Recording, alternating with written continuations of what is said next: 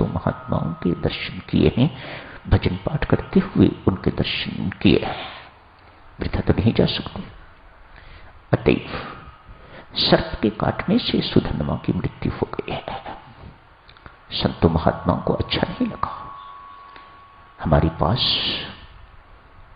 मृत्यु का हो जाना अच्छी बात नहीं लगी।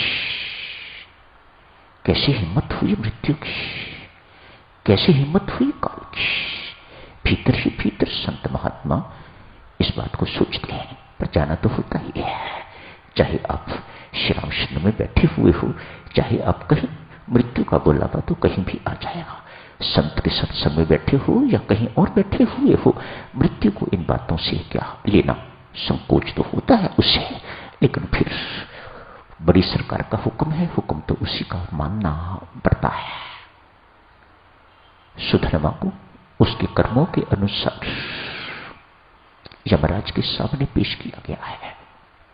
यमदूत उसका सारे का सारा हिसाब किताब चिट्ठा यमराज को सुनाते हैं।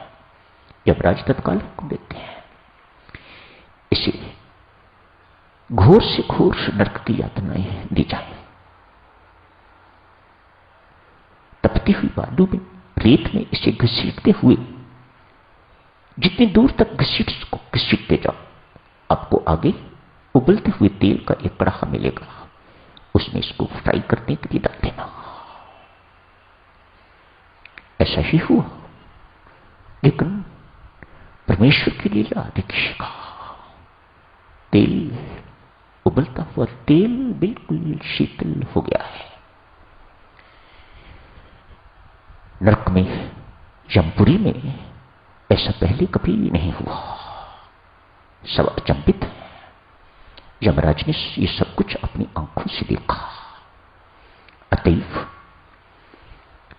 बहुत अचंभित, बहुत चकित, ये सब कुछ कैसे हो गया, कुछ समझ में नहीं आ रहा।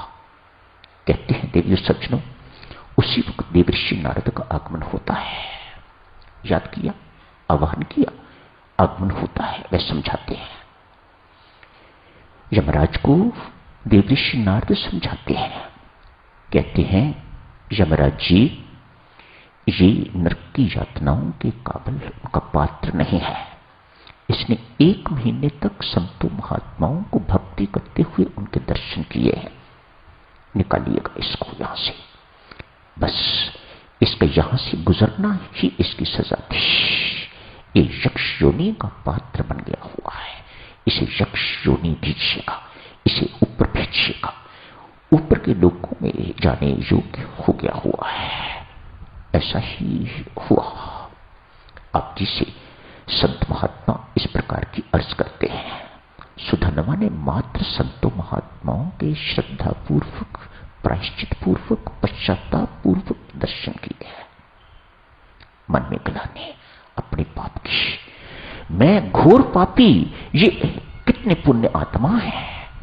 मानो ये उसे अंतर दिखाई दे रहा है अपने में और उनमें।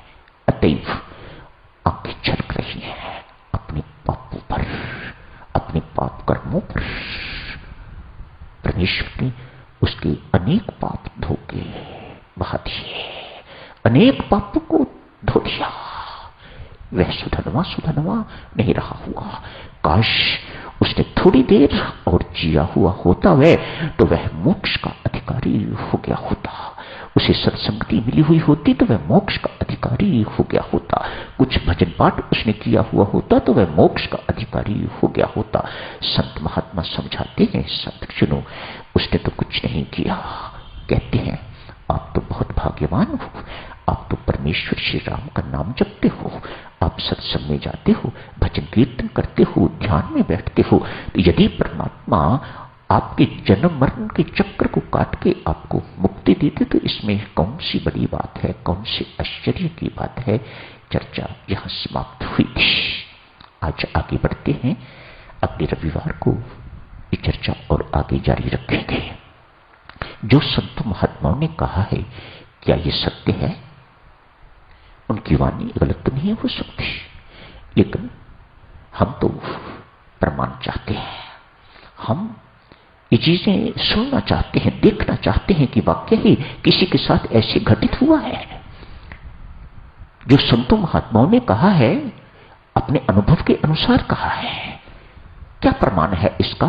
एक दृष्टांत के माध्यम से देखिएगा। भद्रतनु नामक एक ब्राह्मण है, जाति का ब्राह्मण है। बाल अवस्था पे माता पिता की देहांत हो गया। उनका साया सिर से उठ गया, जवान हो गया है। सत्संग का अभाव, संयमी जीवन का अभाव, मार्गदर्शक कोई जीवन में नहीं मिला। जीवन विषयी हो गया, जीवन बर्बादी की तरफ मुड़ गया। सन्मार्ग की तरफ जाने के बजाय कुमार्ग अपना लिया। कोई ऐसा पाप नहीं जो सुधरने वाले नहीं किया। जीवन व्यसनी हो गया। पर स्त्री की चाह, पर धन की चाह, जुआ, शराब, सारे के सारे दुर्गुण जितने आप सोच सकते हो, वे सारे के सारे भद्रतनु के अंदर। नगर के बाहर थोड़ी ही दूर एक वैश्य रहती है, बहुत सुंदर। उसके प्रति भद्रतनु असक्त हो गए, नित्य का आना जाना हो गया। वे वैश्या दिल की बहुत अच्छी है। वह किस मजबूरी में ये सब कुछ कर रही होगी, परमात्मा जानता है। अतएव स्वयं जो कुकर्म करती है उस पर भी पश्चाताप करती है, और जो भद्रतनु करता है उस पर उसे ज्यादा गलानी है। ये मेरे पास क्यों आता है? उसे समझाती है, मेरे पास आना पाप है, ये पुण्य नहीं है, इससे तेरा जीवन बर्बाद हो जाएगा। यहां का जीवन भी, और जहां जाना है वहां का जीवन भी तेरा बिल्कुल बर्बाद हो जाएगा। ये नरक की यातनाएं, घोर से घोर यातनाएं तुझे मिलेंगी। लेकिन इसकी समझ में, युवक की समझ में कुछ नहीं आता। आज पिता का श्राद्ध है, श्रद्धा नहीं है,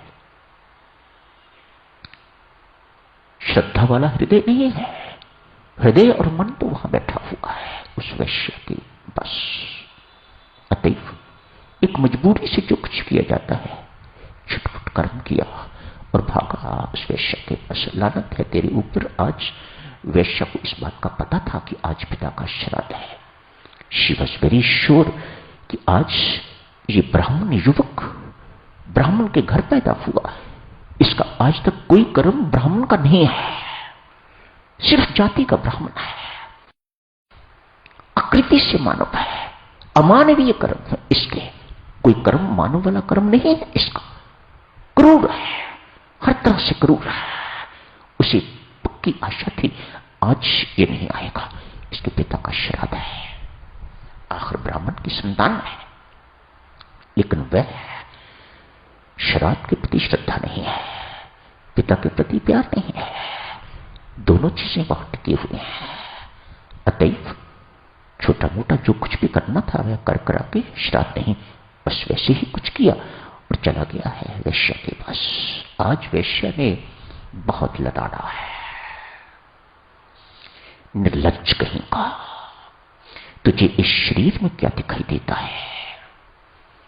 तो मुझे बता, इस शरीर में हड्डी, मांस, रक्त, विष्ठा के अतिरिक्त कुछ और है? बच्चा इत्यादि के अतिरिक्त कुछ और है? क्या तुम्हें दिखाई देता है जिसके प्रति तुम इतनी बुरी तरह से आकर्षित हो? काश इतना ही आकर्षण यदि तुझे परमात्मा में हो गया हुआ होता तो वह तेरा जीवन बदल के रख देते, वह तो तुम्हें इंसान बना देते, तुम्हें भक्त बना देते, और तेरा लोक परलोक दोनों सुधर गए होते। लानत है तेरे ऊपर। तेरा पिता आज क्या सोचता होता? यही सोच रहा होगा, तेरे जैसा नलायक पुत्र मेरे घर में पैदा ही ना होता तो अच्छा था। तेरे जैसे नलायक पुत्र के बिना यदि मैं होता, पुत्रहीन होता, तो मैं आज अच्छा होता। कम से कम ऐसा तो ना होता कि मैं तेरे कारण नरक की यातना या पितृलोक में तड़प रहा हूं। पुत्र ने कुछ नहीं किया अपने पिता के लिए, कुछ नहीं किया। आज बहुत गहरा धक्का लगा है, आज बड़ी गहरी चोट लगी है भद्रतनु को, अतएव जीवन की दिशा बदल गई। आज भद्रतनु ये शब्द नहीं थे, बड़ा गहरा घाव इन शब्दों ने किया है। मैंने ब्राह्मण होके अब्राह्मण जैसे कर्म किए हैं, मानव होके अमानव जैसे कर्म मैंने किए हैं। लानत है मेरे जीवन पर, मुड़ के उस घर की ओर कभी नहीं देखा। वहां से रोता हुआ निकला है। माताओं कहते हैं वेश्या तो पहले ही तैयार बैठी थी, कब से मेरा पीछा छोड़े और कब मैं अपना जीवन भक्तिमय जीवन बनाऊं। उसने उधर अपने जीवन को बदल लिया और भद्रतनु इधर अपने जीवन को बदलने की तैयारी में है। समय हो गया है भक्तजनों, अगले रविवार को करेंगे आगे की चर्चा। आज यही समाप्त करने की इजाजत दीजिएगा। धन्यवाद।